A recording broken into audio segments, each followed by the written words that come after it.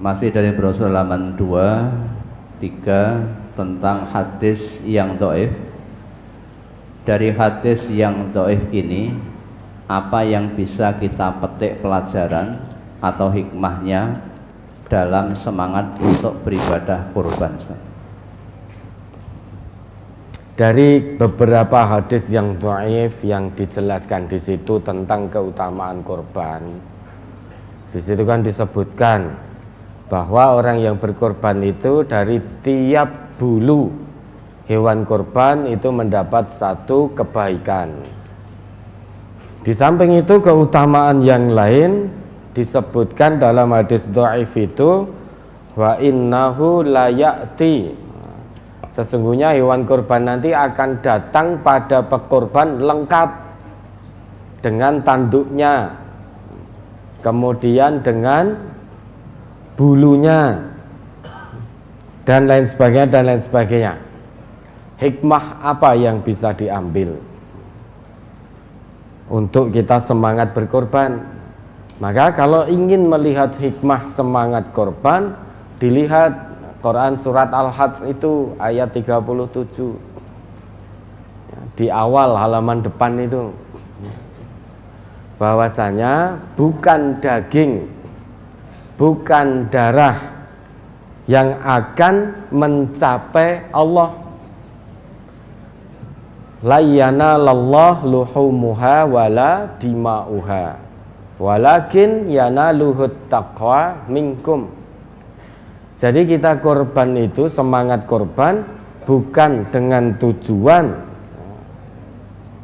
agar daging, darah, tanduk dan lain sebagainya nanti besok di hari kiamat datang pada kita lengkap.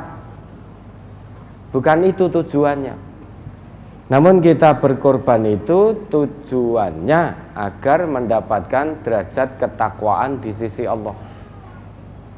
Tujuan korban itu yaitu takwallah. Nah, orang yang bertakwa itu tentu orang yang senantiasa berusaha semaksimal mungkin menjalankan ketetapan Allah, ketetapan Rasulullah. Maka kita berkorban bukan untuk tujuan-tujuan keutamaan-keutamaan yang disebutkan dalam beberapa hadis dhaif tadi. Namun motivasi utama kita berkorban adalah meraih derajat ketakwaan di sisi Allah. Sedangkan hamba Allah yang bertakwa dijanjikan oleh Allah surga, wa'iddat lil muttaqin. Jadi surga itu oleh Allah disiapkan khusus bagi hamba-hambanya yang bertakwa. Nah, takwa itu apa? Takwa itu kalau menurut definisi dari Ali bin Abi Thalib, al-khaufu minal jalil, takut pada Allah yang maha jalil.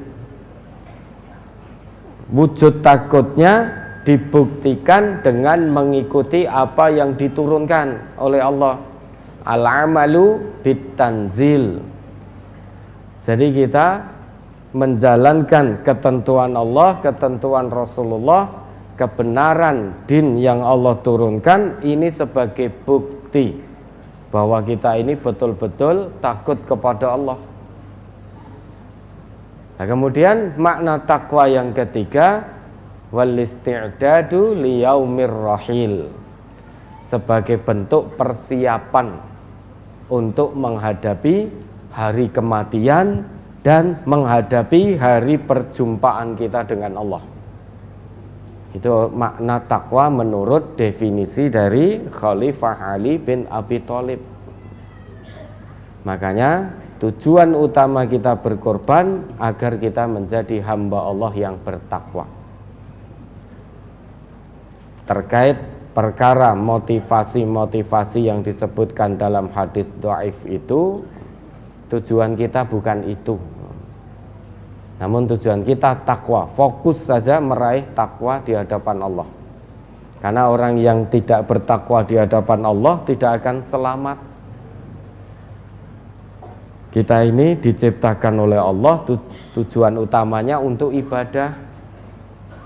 Ibadah itu agar pelakunya menjadi orang yang bertakwa. Maka tujuan penciptaan manusia utamanya untuk ibadah agar dia bertakwa kepada Allah. Sehingga sejak awal kita dilahirkan oleh Allah itu punya potensi takwa. Maka usahalah pulang kepada Allah dengan membawa potensi takwa itu betul-betul dinyatakan, diwujudkan dalam kehidupan sehari-hari, dengan cara menjalankan semaksimalnya semua yang menjadi ketentuan Allah, ketentuan Rasulnya.